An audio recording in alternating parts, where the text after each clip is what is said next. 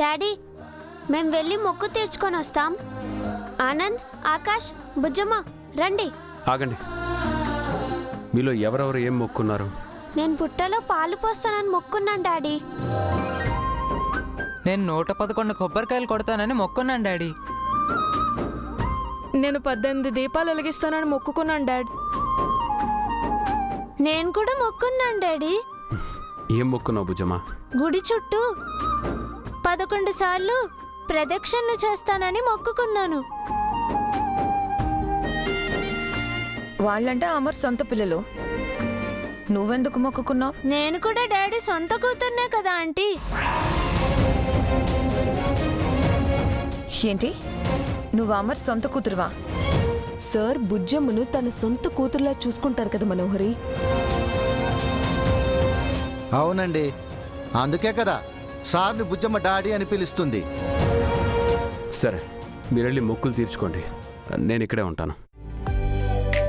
మిస్సమ్మ, నువ్వు పిల్లలకి తోడుగా వెళ్ళు. అదే నేను చెప్పబోతున్నాను సార్. నేను దగ్గరుండి పిల్లలతో మొక్కులు చెల్లిస్తాను. పిల్లలు రండి.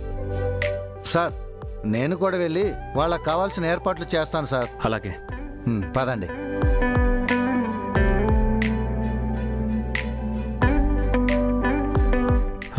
అవును మనోహరి, నువ్వు నా కోసమే మొక్కుకోలేదా? ఈవిడికి పొద్దుగూకులో పడుకోవడం తప్ప దేవుళ్ళకి మొక్కుకోవడం తెలీదు.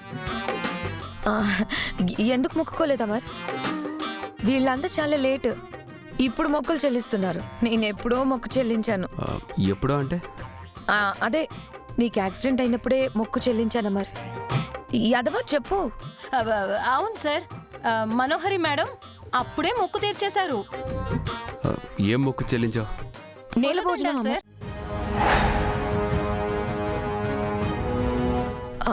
నేను చెప్తున్నాను కదా యాదమ్మా, నువ్వెందుకు తొందరపడతావు? నా కోసం నేల భోజనం చేసావా? పొర్లు దండాలు పెట్టావా? మీ ఇద్దరిలో ఎవరు చెప్పింది రైట్?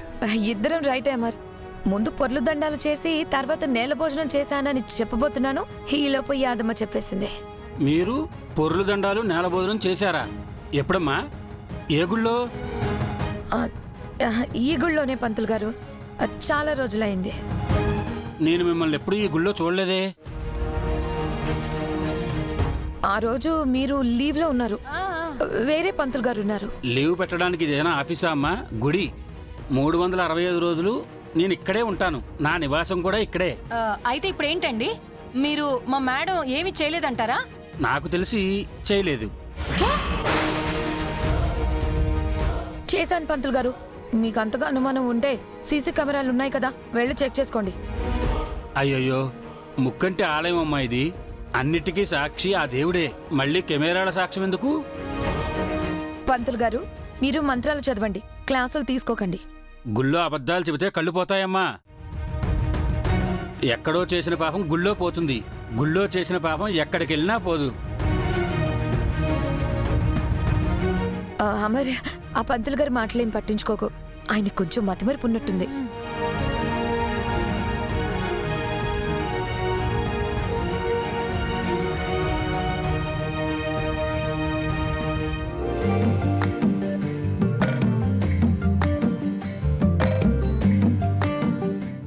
పిల్లలు, మీరు రాతోడ్తో వెళ్ళి మీ మొక్కులు చెల్లించుకోండి.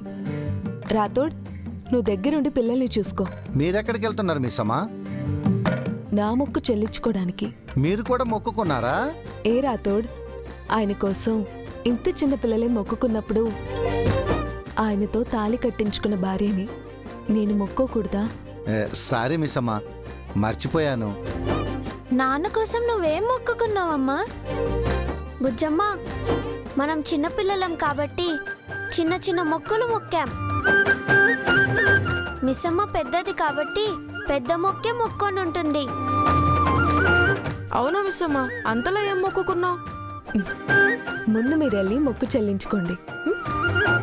ఏమిస్తమ్మా, నీ మొక్కు మాతో కూడా చెప్పకూడదా? అలాంటిదేం లేదు ఆకాష్, చివర్లో మీకే తెలుస్తుంది. వెళ్ళండి. ఆనంద్, వీళ్ళని తీసుకెళ్ళు. రా పద. రా.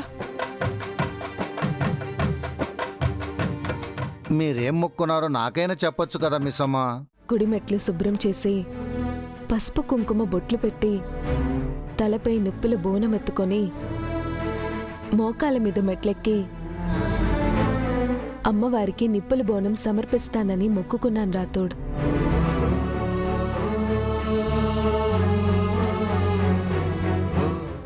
ఏంటి మిస్సమ్మ అంత కష్టమైన మొక్క? మనం ఎంత కష్టపడితే ఆ దేవుడు అంతిస్తాడు. సారు కోసం మీరు ఇంత కష్టపడుతున్నారు, కానీ సారు మీరెవరో మర్చిపోయారు. మీరు తన తాళి కట్టిన భార్య అని సారు గుర్తొచ్చేది ఎప్పుడో. ఆయన గతం గుర్తు రావడానికే కదా రాతోడ్ ఈ మొక్కులు చెల్లిస్తున్నాం. ఎవరికి తెలుసు, ఈరోజు ఆ శివయ్య దీవెన వల్ల ఆయనకంతా గుర్తుకొస్తుందేమో. అమ్మవారు అనుగ్రహించి ఆయన్ని మళ్ళీ మామూలు మనిషిని చేస్తారేమో. వినాయకుడు, కుమారస్వామి ఆయన పిల్లల కోరికలు తీరుస్తారేమో. మా ప్రయత్నం మేము చేస్తున్నాం రాతోడ్. ఆపై ఆ దేవుడి దయ. అలాగే మిస్సమ్మ, జాగ్రత్త.